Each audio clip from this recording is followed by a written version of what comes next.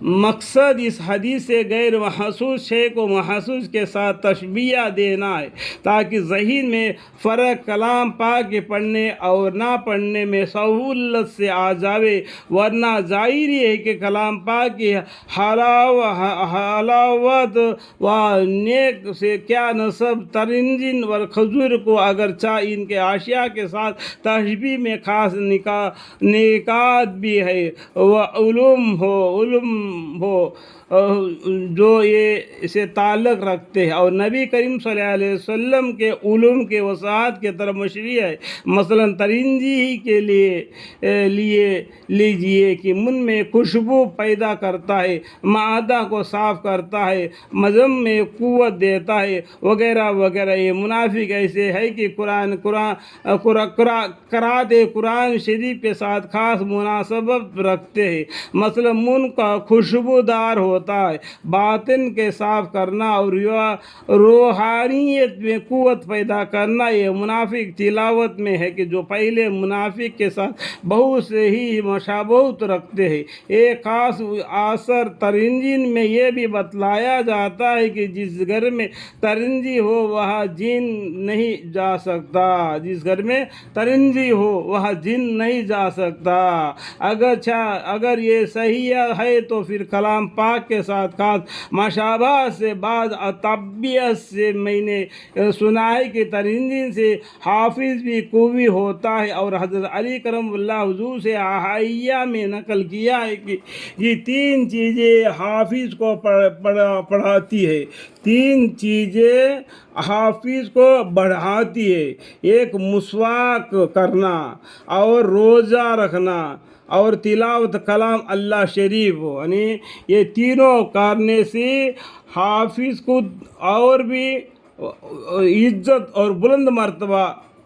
پیدا کرتی ہے، حافظ کو بڑھاتی ہے، حافظ کو بڑھاتی ہے۔ تین چیزیں، ایک تو مسواک اور روزے اور تلاوت کلام شریف۔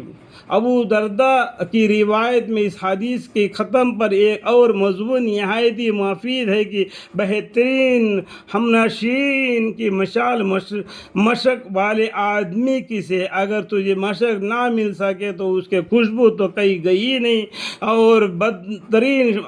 ہمنشین کی مثال آگ کی بھٹی والے کی طرح سے ہے کہ اگر سائی نہ پہنچے تب بھی دھواں تو کہیں گئی نہیں۔ یعنی جو دوستی مسلمان کرتا ہے، اگر عطر والے کے ساتھ دوستی کرتا ہے، اگر اس کو عطر خریدنے کی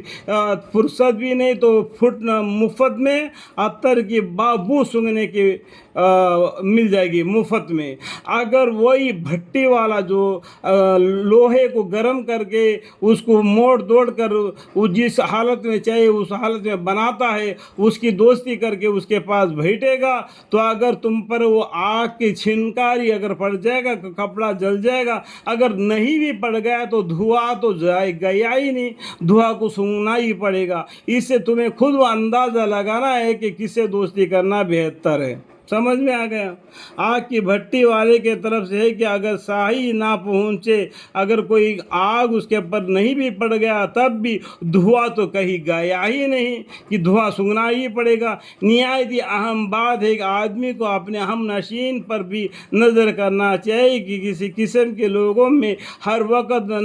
نشست و برخاست ہے، یعنی کس کے ساتھ دوستی کرنا، کس کے ساتھ دوستی نہیں کرنا، کس کے ساتھ اٹھتے بیٹھتے رہنا، تو اس میں بھی انسان کا عادت بدل جاتا ہے۔ سب سے پہلا ماں کا گود، اس کا دین اسلام کا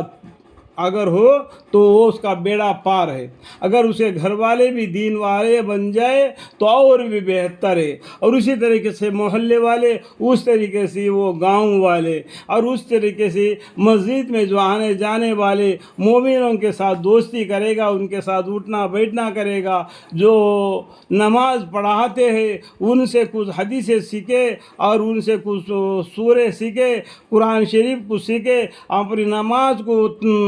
درست کر لے اور دین اسلام کے کاموں کو وضو کیسا کرنا، نماز کیسا پڑھنا، اگر غلطی ہو گئے تو سہو سجدہ کیسا کرنا، اتحاد میں بیٹھنا، اتحاد کے بعد میں کیا پڑھنا، درود شریف پڑھنا، اس کے بعد میں دعا مانگنا، اس کے بعد میں سلام پھیر دینا، اس کے بعد میں تھوڑا دیر ذکر کرنا، اللہ سے دعا مانگ لینا جائے، اللہ دعا قبول کرے نہ کرے لیکن اللہ سے دعا مانگنا ضروری ہے۔ بہترین دعا یہ ہے کہ یا اللہ مجھے معاف فرما، یا اللہ مجھے معاف فرما، یا اللہ مجھے معاف فرما۔ اللہ تعالی ہمیں اور آپ کی ان باتوں کو سمجھنے کی توفیق عطا فرمائے، آمین۔